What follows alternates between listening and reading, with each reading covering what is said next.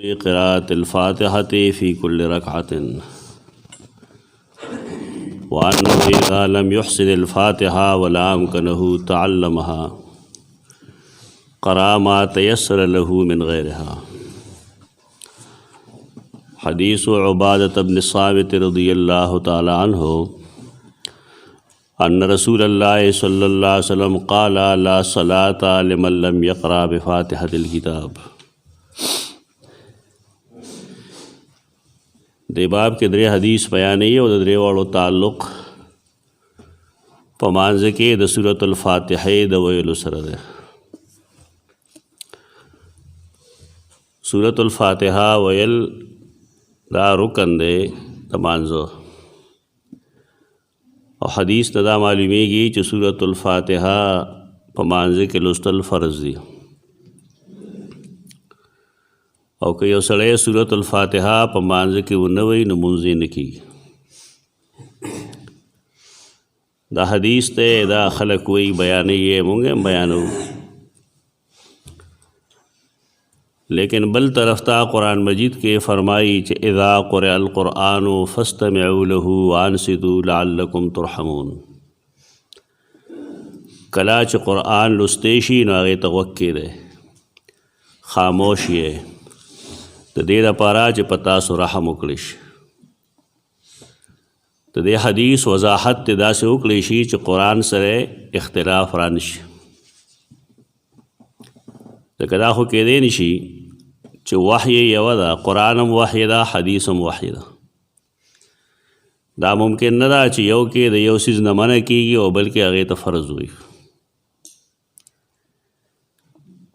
د دې وجې نه دې مسله کې د صحابه کرامو د زمانې نه اختلاف موجود دی او ځان دې خبره باندې پوهه کې چې کوم څیز کې د صحابو په منځ کې اختلافي د هغې فیصله نن څوک نشي کولی.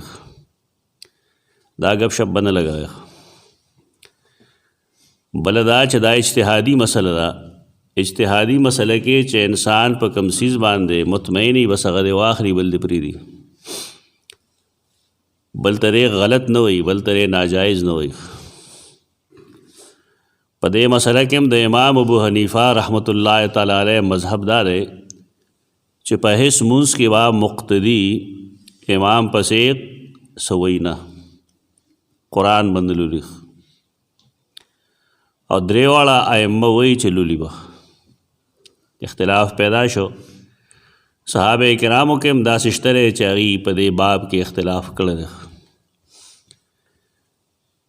نو دا د علم تر حده پورې دا خبرې کول پکاري. په دې مناظرې کول څنګه چې نن د بعضې علماو کار دی، سوشل میډیا باندې ګورې نو څوک یو شان چیلنج ورکوي، څوک بل ورکوي، پته نه لګي چې دا خلک صحابو باره کې څه خیال ساتي. دا د مناظرو یا د بحثونو خبرې نه دي. عوام په پویول پکار دي چې دې مسله کې یو طریقه دغه ده، یو دا ده، یو دا ده، او دا ټولې صحیح دي.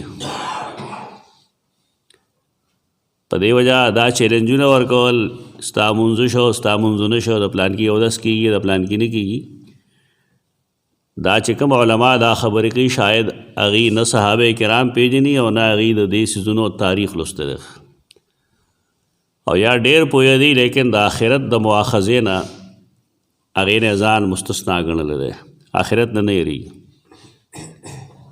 چې کوم شی د صحابو منځ کې اختلافي دی، څوک د مور زوی به د هغې فیصله وکړي؟ دا ممکن نه ده. دې وجې نه دې باب کې د نرمۍ مظاهره کول پکار دي. اصل کې د منځګزار حیثیتونه مختلف دي. کله کې یو منځګزار مصلی باندې ولاړ دی، امام دی، نو د دپاره حکم دی دا چې لا صلاة الا لمن لم یقرأ بفاتحة الکتاب، لا صلاة لمن لم یقرأ بفاتحة الکتاب. امام دپاره فرض دی دی بللي. بل حیثیت دا دی چې یو منځګزار دی منفرد دی، ځان له مونځ کوي، امام پسې نه کوي، هغه دپاره هم فرض دی چې به سورۃ الفاتحه وایي. د دې حدیث که دغه مصداق وکړی شي دا کوم چې ما ووایي، نو بیا به د قرآن مجید سره د دې څه اختلاف نه. قرآن مجید سره به اختلاف ناراضي. قرآن خدا فرمایي چې کله قرآن لوستی شي نو تاسو غوږ کېږدئ، یعنی چې امام دې سړی دا قرآن لوستی شي نو تاسو غوږ کېږدئ. مطلب څه شو چې کله امام جهر کوي نو تاسو هغې ته غوږ کېږدئ.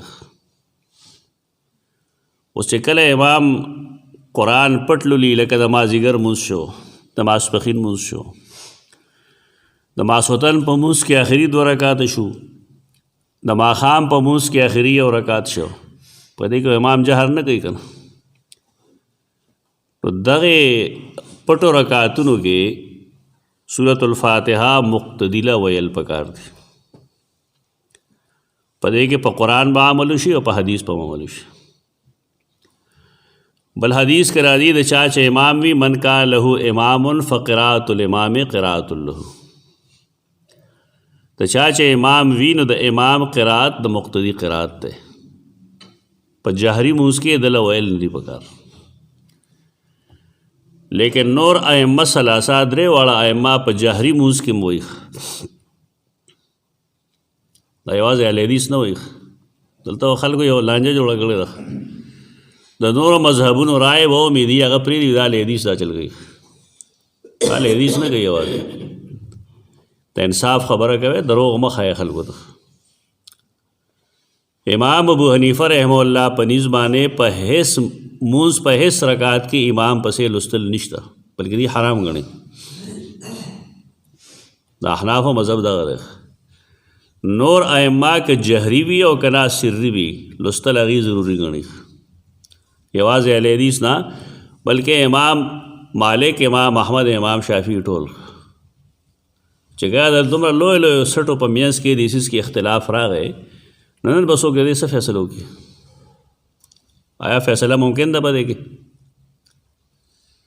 که یو سړی ووایي چې هغه سړی په قرآن عمل نه کوي، اذا قرئ القرآن فاستمعوا له باندې عمل نه کوي، نو مطلب دا چې د امت 3 حصے ګمراه شوي، دا یو پکې صحیح ده، صحیح رائے نه ده. گنجائش وساته په دې خبره کې. ښه طریقه دغه ده کومه چې ما ووایي، او دا طریقه دا تطبیق چې مونږ کوو نو دا ما نه دی کړی، دا خلقو کړی دی چې د هغې للهیت او د هغې علم خلقو ته تسلیم دی. لکه حافظ ابن تیمیه رحمه الله فرمایي په دې باب کې د مقتدیانو د مونځ کوونکو حیثیتونه مختلف دي. کله د امام دی، کله چاپسی ولاړ دی، او کله د منفرد دی. 3 حالت یې د مونځ ګزار. اوس دې باب کې چې کوم احادیث دي یا آیتونه دي هغې ته هم کتل غواړي. یو دا چې اذا قرآن لوستی شي نو فاستمعوا له، غوږ ورته کېږدئ. دا که مونځ کې او که د مونځ نه بهر یو خدا حکم دی. نو سوال پیدا کېږي چې جهري مونځ کې کله امام سورة الفاتحه وایي نو مقتدی به د قرآن د وینا مطابق هغه ته غوږ دي.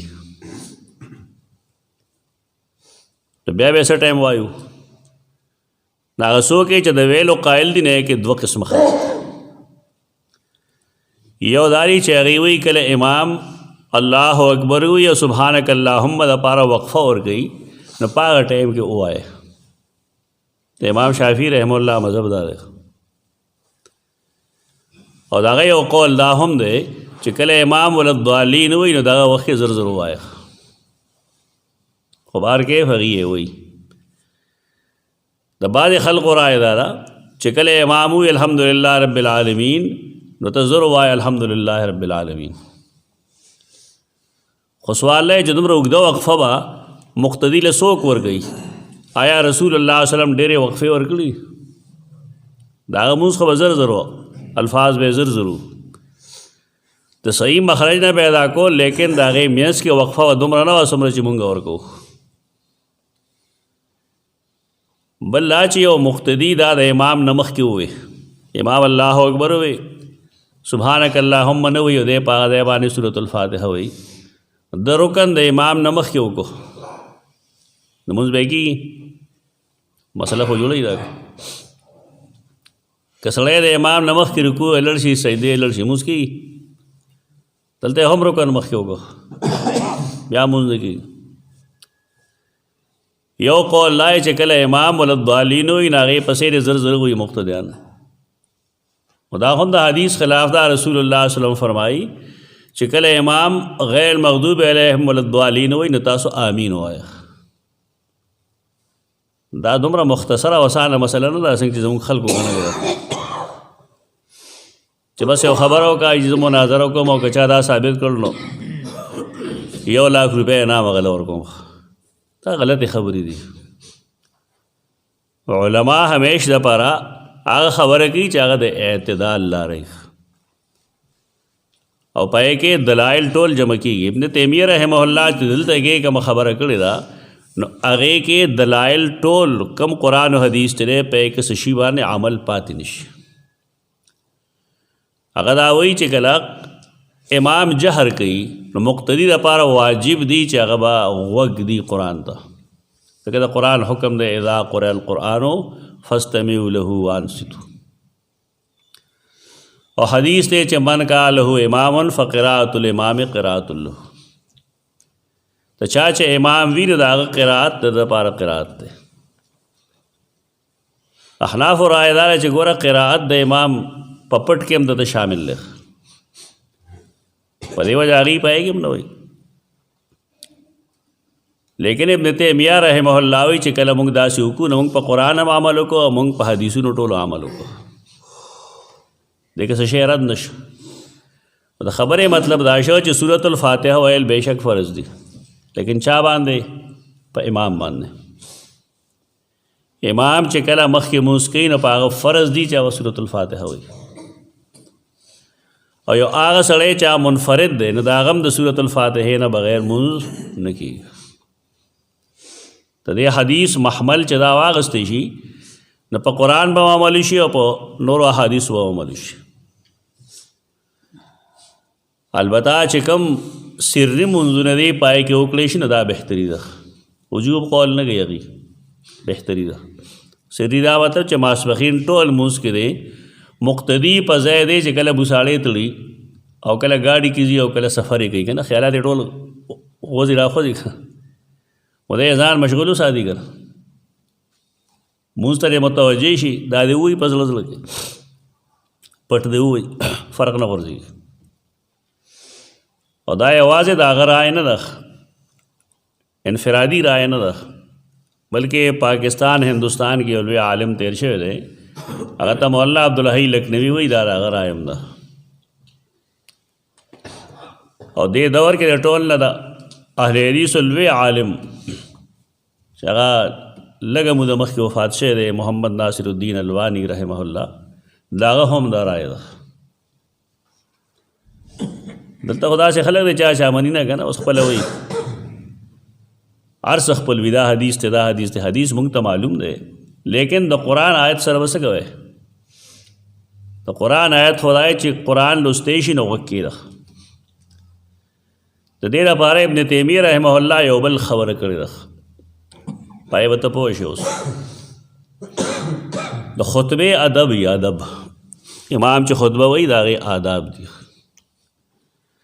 هغه داري چې یو سړی دی د امام خطبې ته غوږ کېږدي، دا لازمه ده. او یو سړی که د امام خطبې ته غوږ نه ږدي بل څوک خبرې کوي دی ورته چې خبرې مه کوه، نو دې سړي هم خبرې وکړې.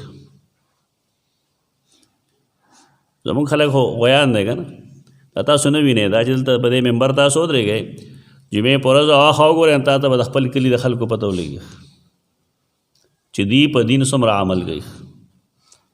دا نهایت بدعمله بیکاره خلق دی، بار بار یې په یو خبره پوهوه په هغې پروا نشته.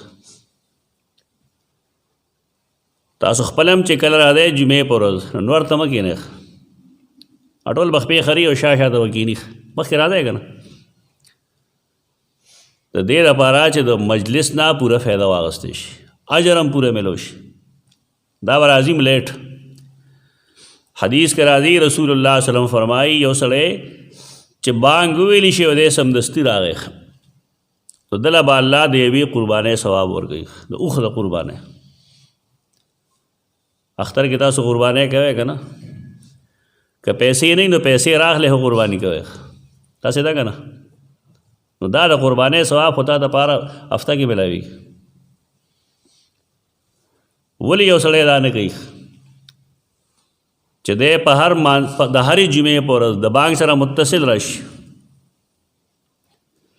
نو کم خلک چې لږ وروستو ټایم کې راشي نو هغوی له الله د غوا د قربانۍ برابر اجر ورکوي.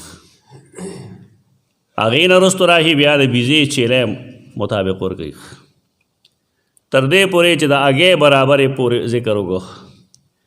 نو بیا فرمایل چې کله امام روزي که نه امام روزي نو بیا هلته چې کوم ملائک ناست دي او د خلقو نومونه لیکي انټري لیکي هغوی هلته نه کیني بیا هغوی د امام خطبې ته کیني. څه مطلب شو چې د امام د راوتو نه وروستو کوم خلک جومات ته راځي دي ته دغه اجر نه میلاویږي دا محروم دي. دا زموږ د چم دا خلک ټول محروم ده ځکه دی غوږ یخي او چې کله امام الله اکبر وي راخ رامنډې کوي. په دې کې زموږ توان نشته دی. موږ خپله فریضه الحمدلله ادا کړې ده دین مو ښودلی دی حدیث مو ښودلی دی. بعد راشي نه هغه پټ پټ کېږي موږ نه سره پټېږي. خلک وي عالمان داسې کوي دا زموږ دې موجودو خلقو د موږ څومره علم ورکړی عالم دی هغه چا دی چې مسله ولاړي. عالم هر هغه چاته وي چې هغه سره د دین څه پوهه وي. هر سړي سره نن د دین څه پوهه شته. که چا سره لږه پوهه ده هغه د دې پابند دی چې په هغې عمل وکړي او که چا سره ډېره پوهه ده نو هغه له پکار دی چې په هغې عمل وکړي. دا به کش کش جوړ کړي لیټ به راځي په هره جمعه باندې الله دله د قربانۍ برابر اجر ورکوي هره جمعه باندې. نو په میاشت کې څو جمعې وي 4 یا 5 د 5 قربانو اجر زموږ د هر سړي نه پاتې کېږي.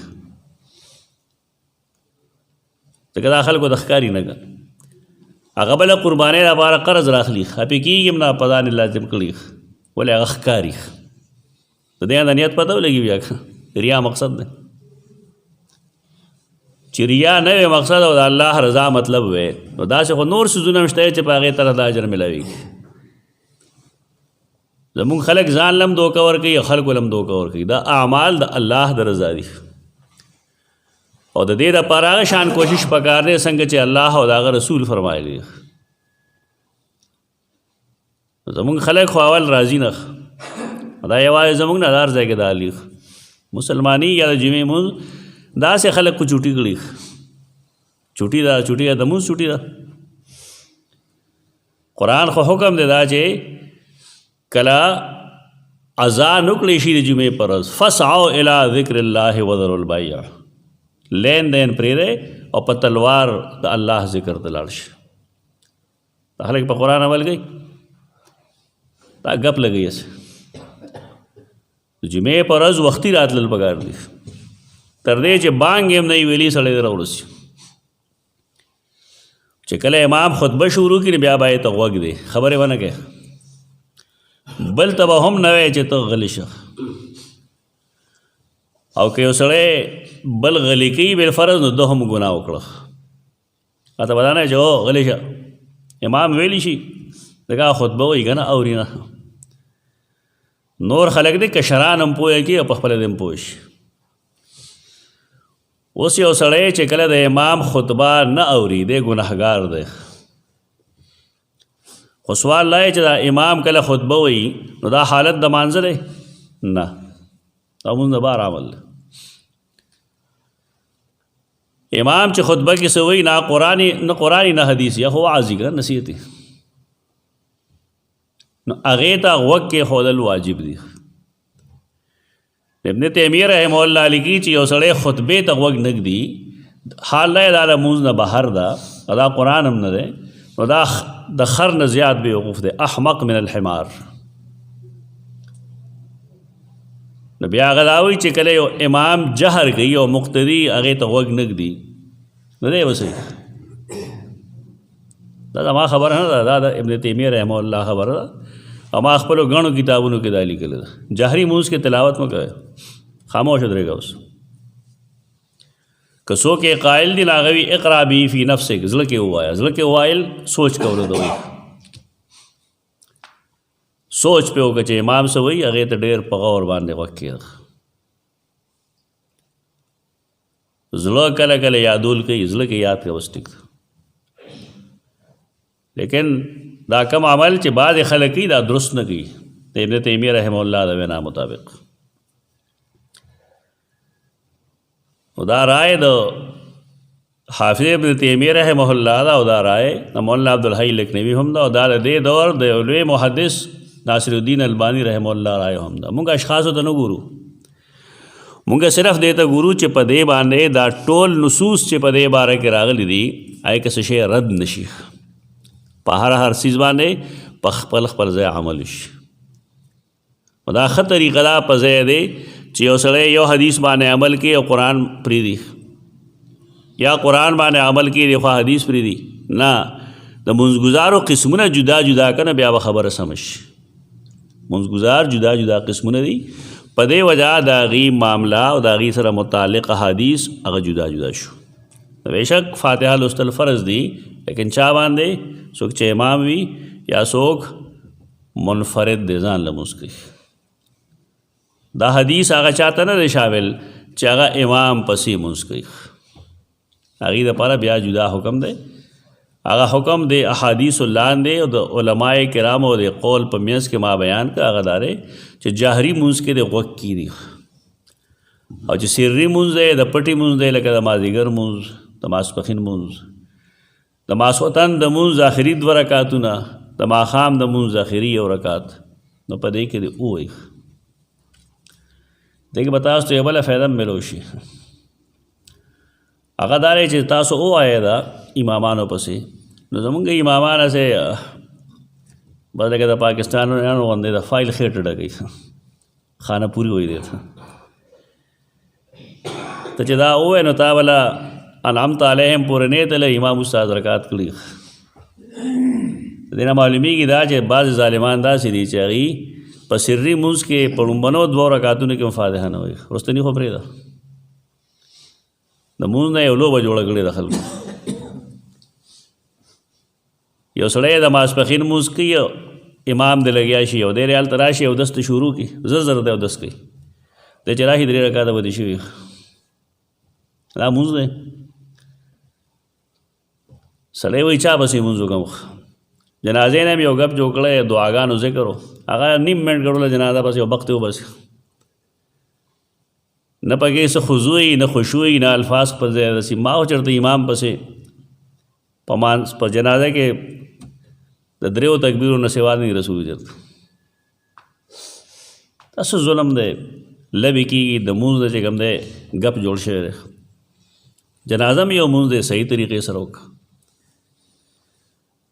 رسول الله صلی الله علیه وسلم با په آخري تکبیر کې د جنازې داسې دعاګانې کولې او کله کله به ښکاره هم وکړې چې صحابه کرام فرمایي چې ما به ویل چې کاش مخکې زه پروت وې زه مړ وې، دا سړی نه وې مړ. به دا یو مختصر دعا ښودلې د هغه وایي وظیفه مخه باندې که یو سړی په هغې نورو دعاګانو عمل کول غواړي نو ستا امام ته هغې ته نه پرېږدي. دا کمی دي، پکار دی چې امامان دا ختمې کړي دا خبرې. دی ضامن دی د قیامت په ورځ، الامام ضامن. که د لمونځ نه وي شوی د یو مقتدي لمونځ نه دی شوی، دی به څه جواب ورکوي؟ مونږ پسې خبرې مه کوه چې لمونځ اوږد کوي. زمونږ د آخرت مواخذې نه هېرېږو چې زما خپل اعمال د دې مستحق نه وي چې زه جنت ته لاړ شم. نو چې نورو لمونځونو کې مې غلطي کړي نو بیا د خلکو خیال لای چې دا وړه ذمہداري ده. دا وړه ذمہداري نه ده. رسول الله صلی الله علیه وسلم فرمایي د امام د خلکو مقتدیانو منځونه خپل ترخ کې نیولي. که د لمونځ شوي د مقتدیانو لمونځ شوی دی، که د لمونځ نه شوي د مقتدیانو لمونځ نه دی شوی. دا ډېره ذمہداري ده. دا ګپ نه دی چې بس هر څوک دې مخکې کېږي او هر څنګه چې لمونځ وکړو. دې څیز ته خیال ساتل پکار دی. خو دا حدیث مفهوم چې کوم دی هغه زما په نیز بهتر دا دی کوم چې مونږ وکړو. او دا مخکنو علماو کړی دی. پاتې شو مذهبونه تاسو ته ما ښکاره کړل چې امام ابو حنیفه رحمه الله د هغه د شاګردانو په نیز باندې په هیڅ لمونځ کې په مقتدي باندې قرائت نشته، بلکې دی حرام وایي. او نور 3 ائمه واجب وایي. د دواړو حکومت وګوره څومره درانه دي. هغه درې واړه واجب وي، لازم فرض وي. امام ابو حنیفه څه وایي؟ حرام. اوس په دې کې به څوک فیصله کوي؟ ته پکې کولی شي فیصله؟ دې کې هېڅوک فیصله نشي کولی. خو چې مونږ کوم ترتیب باندې د نصوصو وضاحت کو نه انشاءالله په دې کې دا مسله به نه وي. په دې کې به مونږ دا وایو چې جهري مونځ کې مقتدي الفاظ وی نه پخلی، دا به حرام وي. تطبیق براشي په روایتونو کې او قرآن مجید سره به دې څه تعارض پیدا نشي. بل دې کې دا پته مو لګي را چې دې کې فیصله کول ډېر مشکل کار دی. په دې کې د انسان کوپړی خوځېږي. دا مو وایه چې دا علما اختلاف کوي، د اختلاف څه وجه اختلاف وجه چې چاته نه معلوم، نه کنځلې کوي. کنځلې مه کوئ. اختلاف معلوم شو، دغه اختلاف د اختلافي مسله ده. ستا چې کومه غاړه خوښه ده بس په هغې ودرېږه، هغه کوه. که بل څوک د هغې خلاف کوي نه برداشت کړي، هغه ته مه وایه چې ستا مونځ نه کېږي. او هغه هم پکار دي چې هغه په خپله طریقه مونځ وکړي او تا دا نه وایي چې ستا مونځ نه کېږي. دا اصول خپل کړئ. اقول قولي هذا استغفر الله لكم ولسائر المسلمين.